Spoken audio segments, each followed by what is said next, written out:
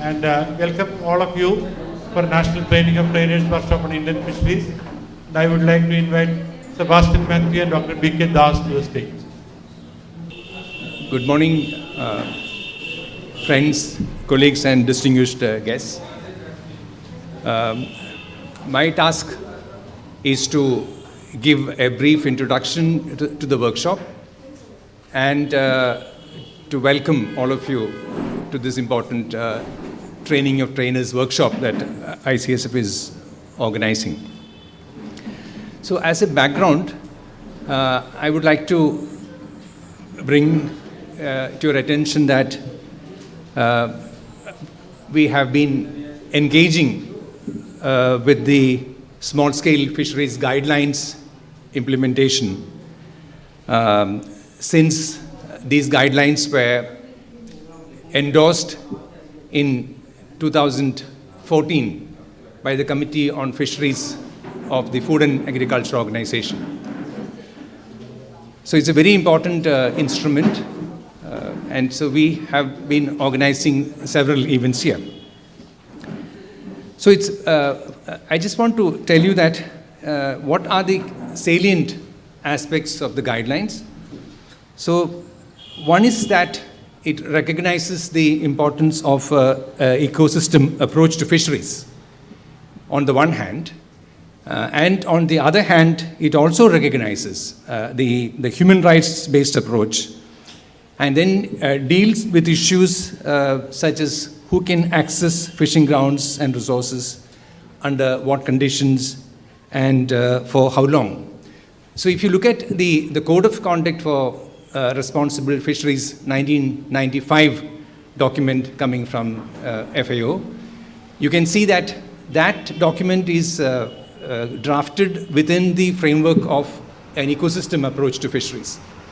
But you see, when you come to the small-scale fisheries guidelines, that ecosystem approach is complemented by a human rights-based approach, tenure rights-based approach. So we can see that the livelihood aspects are better protected and captured in the small-scale fisheries guidelines. So then, if you look at the scope of the guidelines, again, if you look at the Code of Conduct, it talks about aquatic resources in general. They don't talk about inland fisheries. They don't talk about marine fisheries. They talk about aquatic resources. But when you come to these guidelines, it talks about marine and inland waters. It's very clearly identify the importance of both marine and inland waters. And then it talks about both men and women. So it's not only talking about men, it also talks about women.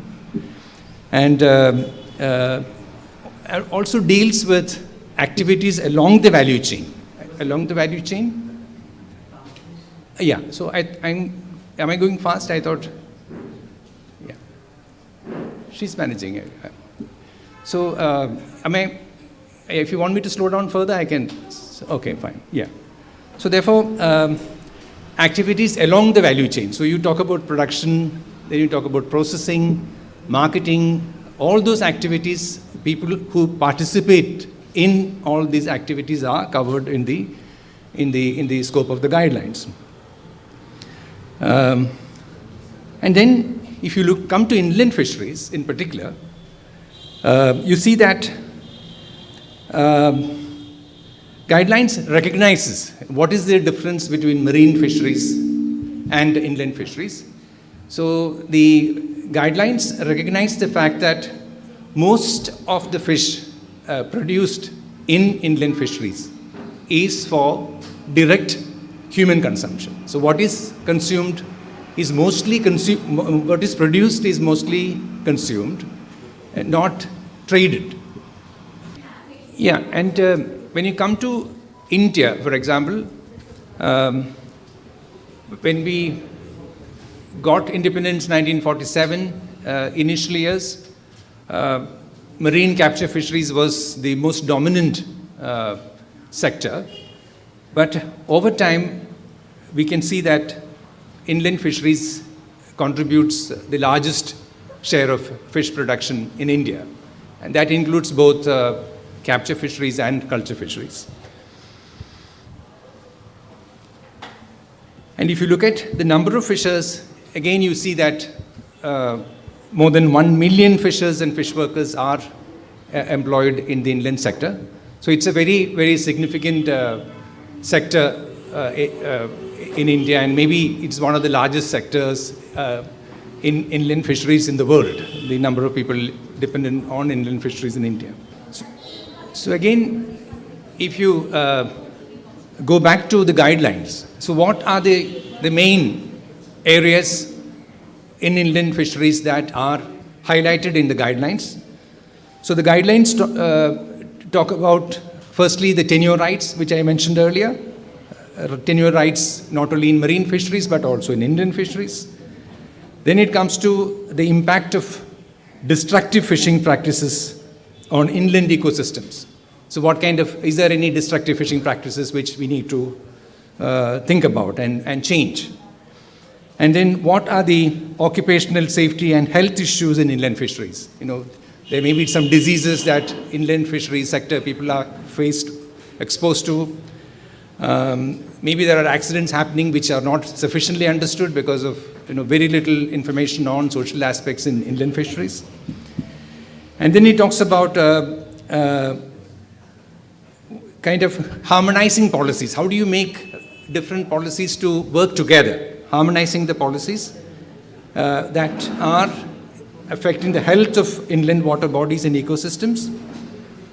That is on the one hand. So then we have to also look at policies in relation to fisheries, agriculture, and other natural resource policies. For example, we have now a biodiversity kind of a convention on biodiversity, and there was a meeting which just got concluded on the 18th of December, which has adopted a new biodiversity targets for the year 2030.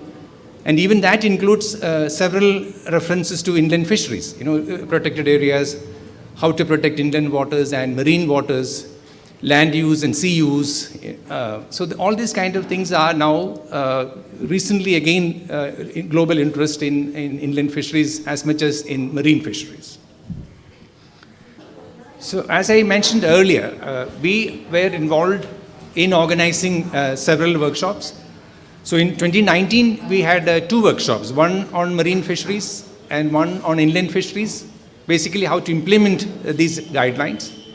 And after that, there was a request from the participants that they would like to have a training of trainers. So most of you sitting here have participated in those workshops before, and you have been brought back here so that you can be trained in some of those areas. So that is what this workshop is aiming to do. So we have completed one training program in October in Chennai for the marine fisheries sector. And now this is the training program for trainees for the inland fisheries sector. So when you go back to your respective states, so you are expected to train your local kind of colleagues and organizations and others, mainly to understand issues related to access to inland fisheries resources and land. Land is very important, the coast for the sea and the river banks for the inland sector.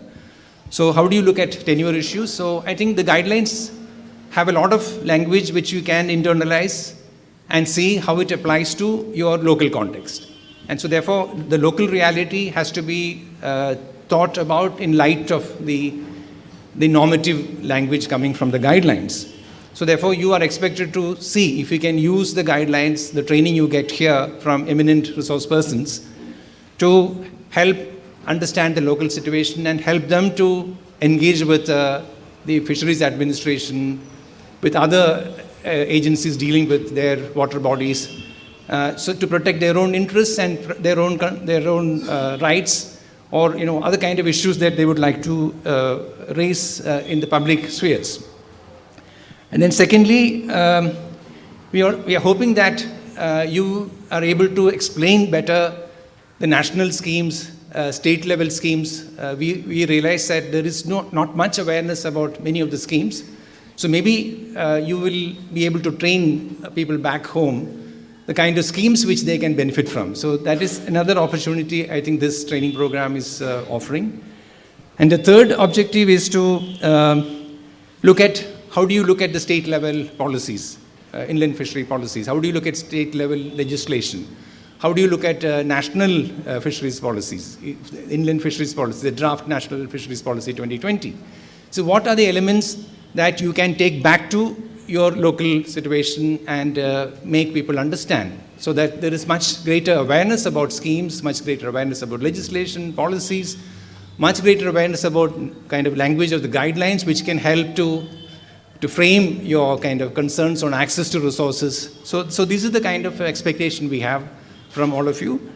And then we are hoping that this training program and you're going back and training people back at home can strengthen communities to engage in securing, it's a very important word, securing sustainable small-scale fisheries in the context of implementing the guidelines. Therefore, securing sustainable small-scale fisheries is what we are trying to, that's our kind of a theory of change. That's our kind of goal where we want to reach.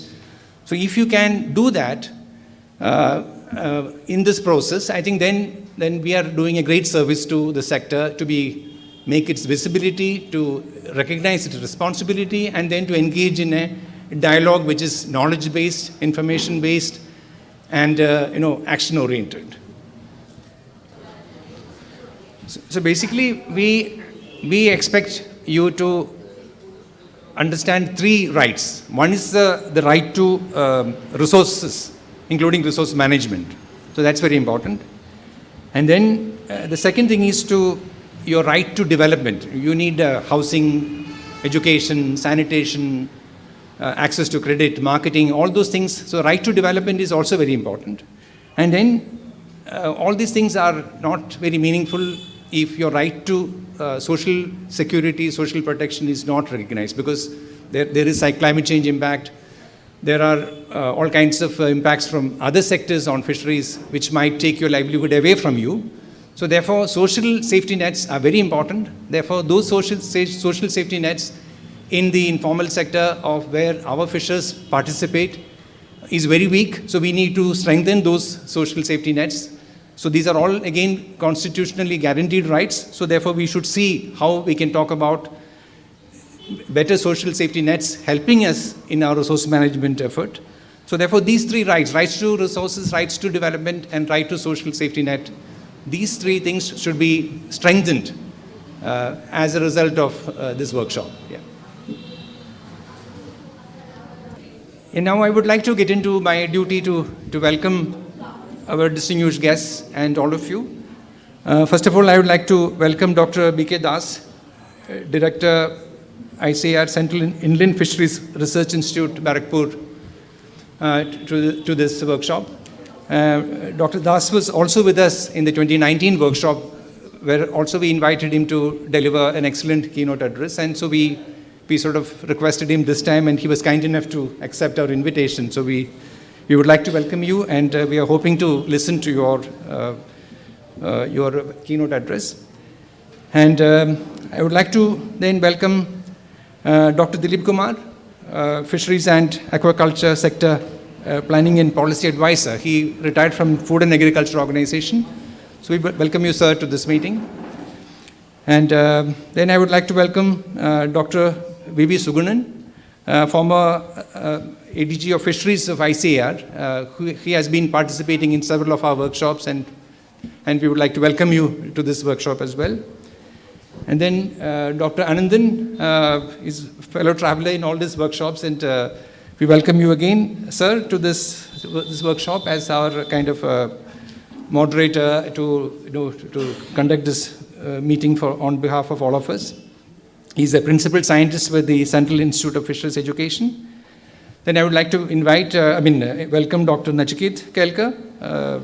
He's the program lead of Wildlife Conservation Trust, I think based in Bombay. Welcome you to this workshop. And Nachiket also has done very important work on issues related to tenure in the inland sector, and some of the work he has done is pioneering work, which recently published by Food and Agriculture Organization and ICSF in a joint technical paper. And then we would like to welcome Dr. Shantanu Chakravarti, President of Disha, and Mr. Pradeep Chatterjee, National Convener of National Platform for Small-Scale Fish Workers to this workshop. Yeah. And without much ado, I would like to welcome all of you from the states of Assam, Bihar, Jammu and Kashmir. Yeah, sorry, I also would, I forgot to mention Dr. Ganesh Chandra from, he's also from the Central Inland Fisheries Research Institute.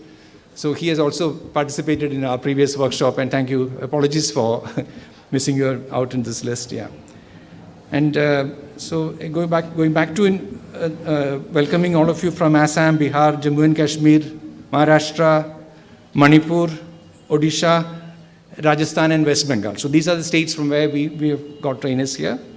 And then we also would like to take this opportunity to welcome the interpreters, audio and video documentation people, and the social media who are present here. Yeah.